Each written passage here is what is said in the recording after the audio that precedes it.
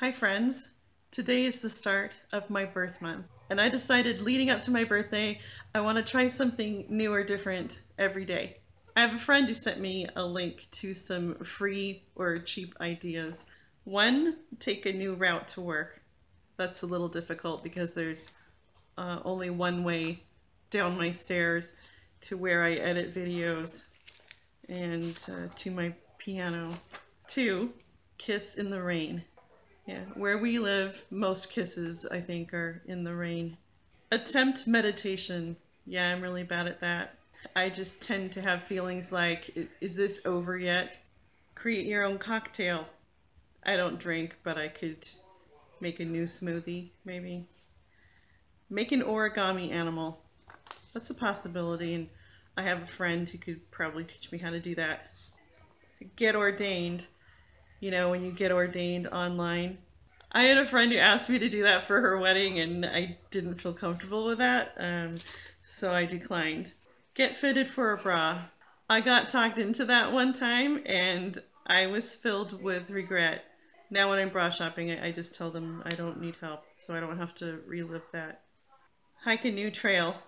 I'll consider that as long as it's short. Cover the bed in rose petals. Bake a loaf of bread. I have done that before, but I haven't done it in quite a few years, so I could count it as new. One thing I decided I want to do this month is try making tamales because it really intimidates me, but I really like tamales. I think I just need to devote a Saturday to making them. And you can actually make part of it in the Instant Pot. Ride a mechanical bull. After giving birth 5 times, I think that would not go well for me. Sing karaoke. I've done that plenty of times. Go to dinner and or the movies alone. I've eaten dinner alone, but I haven't gone to the movies alone because I don't actually really like going to the movies that much. So if I do go to the movies, it's because someone really wants me to go with them. Once in a while there's a movie that I want to see really bad, but not very often, such as Wonder Woman. Complete a 1,000-piece jigsaw puzzle. We actually got one for Christmas, so I should probably do that. But then we won't be able to eat at the table for I don't know how long. Make fresh pasta. No. Start an herb garden. We've had a bit of an herb garden before. Read a classic. I will consider that. Eat a new food. I already picked up a dragon fruit today. Is this the one that's gross? Like, is it white inside with black seeds? I remember seeing some kind of fruit that people said was gross. So, I guess I'll find out. Put change in someone's expired meter. I hear that's actually illegal because they're only allowed to park there for a certain amount of time, and I heard about a lady getting arrested for doing that, but it's a nice thought. Be an extra in a movie. So I wasn't paid for it, but there was this movie called Prefontaine where they told everybody who wanted to come to Husky Stadium. But this was the same day that the Blue Angels were flying over Seattle. That's during a thing called Seafair. And so they didn't get very many extras there, and they had to kind of bribe people to keep staying and clapping. I clapped so much, my hands were bruised.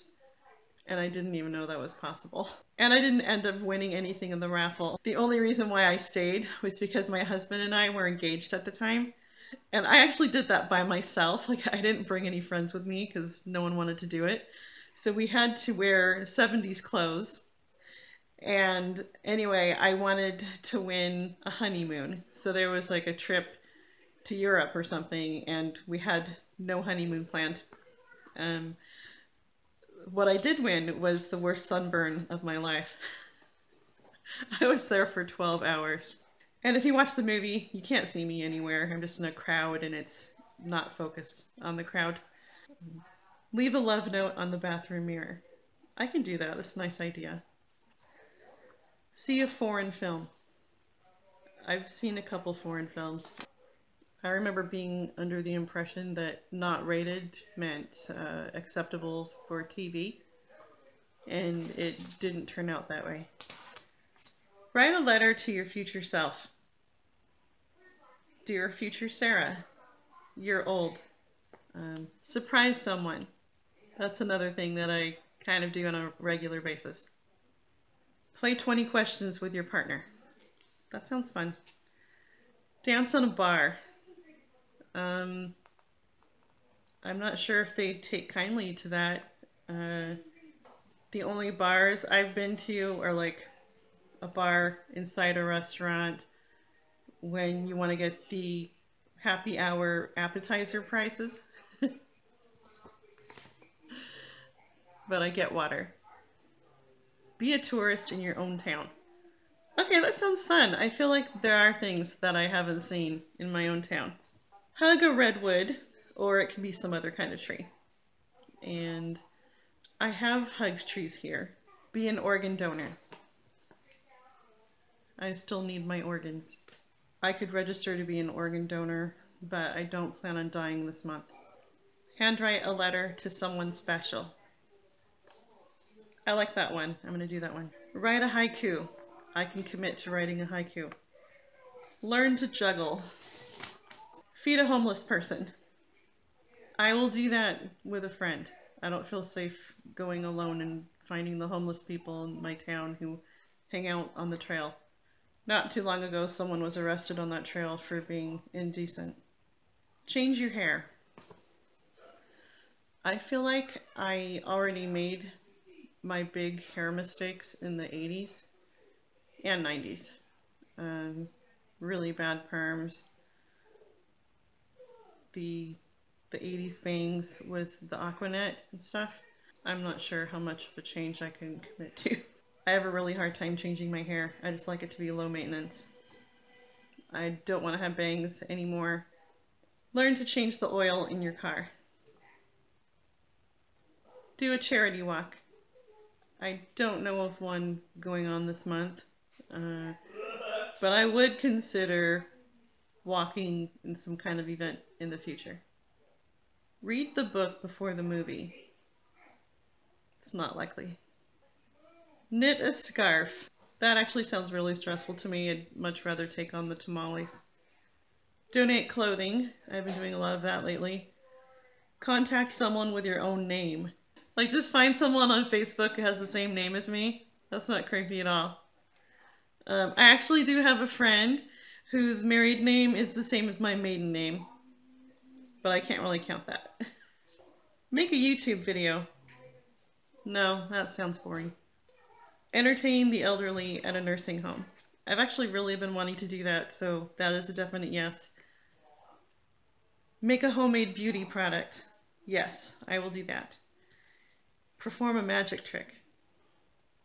Ladies and gentlemen, you see I have a dragon fruit. Okay, now turn around.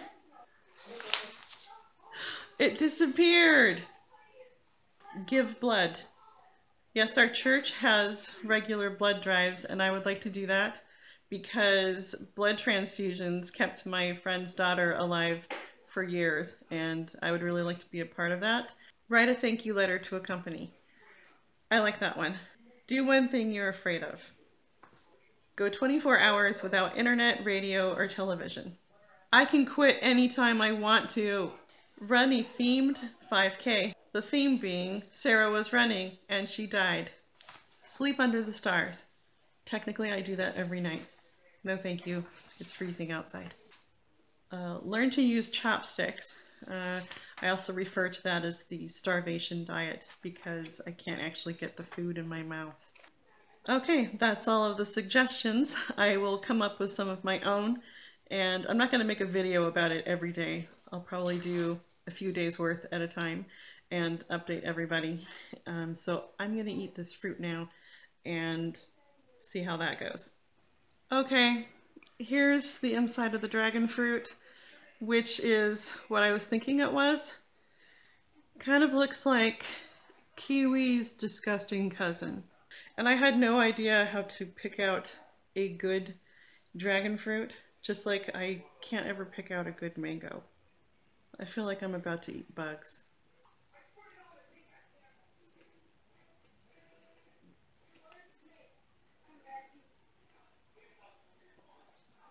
It's actually not too bad. I wouldn't go out of my way to eat it. I would definitely eat it if I were starving. I'm not gagging, so thumbs up.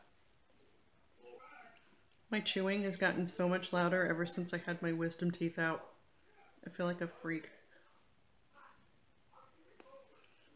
Okay, day 1 has been completed. Thanks so much for watching, and let me know if you have any ideas of free or cheap things I could do this month.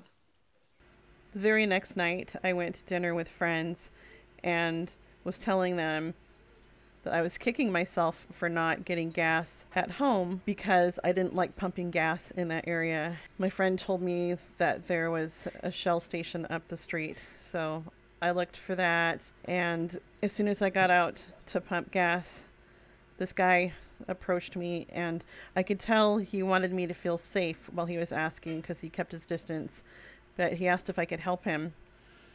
And he looked like maybe he was a little bit older than my oldest son, and he was like really meek and not aggressive or pushy at all. I thought, oh my gosh, I just said last night that I was going to feed a homeless person, and so I told him I didn't have any cash, which was true. And also the day before, someone used our debit card in California and I had to shut it down. So it wasn't even possible for me to get cash because they said I had to wait 5 to 7 days for a new card to come. So when I said, I'm sorry, I don't have any cash, he said, well, could you maybe buy me some food? And he had a sleeping bag wrapped around him, didn't have a backpack or anything. So went inside and got him like some beef jerky and some frozen burritos that he could heat up in the convenience store, and a cinnamon roll for the next morning, and some coffee. This is one of the rare times I actually felt comfortable talking to a homeless person who approached me, and I felt like I was able to ask him his story. And he said his name was Drake and that he was living in a small town in New Mexico, and he moved up here for work, and when he got up here it fell through. And I asked him where his parents were, and he said that his dad had passed away, but his mom was still in New Mexico. And I said, does your mom know you're sleeping outside? And he started to get teary-eyed. I asked him if he wanted to use my phone to call her, and he looked like he wanted to, and then he hesitated and said, well, maybe not right now. So obviously I don't know what's going on with him and his mom. I don't know what their relationship was like, but I asked him if there was anything else I could do to help him. And I have a definite rule that I'm not going to drive someone in my car who I don't know. Even though I felt like he was a safe person, I just know of too many situations where someone thought a person was safe and made the wrong decision. He did say that he could take the bus to where he wanted to go. And I just remembered that I had this change compartment in my van, and luckily I had enough change for him to take the bus. And yeah, he showed me his cell phone that he got from Walmart and said that he's locked out of it, because I wanted to get his number just to see if I could follow up and help him in some other way, to see if maybe our church could help him, possibly. And it's been really bothering me since then. I don't have a way to get a hold of him or track him down because he's not even in the same area where I found him. He was really grateful for the food and just very sweet about it. I'm going to try to see if there's a way that I could possibly track him down. Maybe if there's like a organization in the town that he said he was going to. Like maybe a social worker or someone knows who he is. Anyway, I'm glad I had that experience. I still don't like being approached in the dark by people I don't know, but it felt like it was meant to be.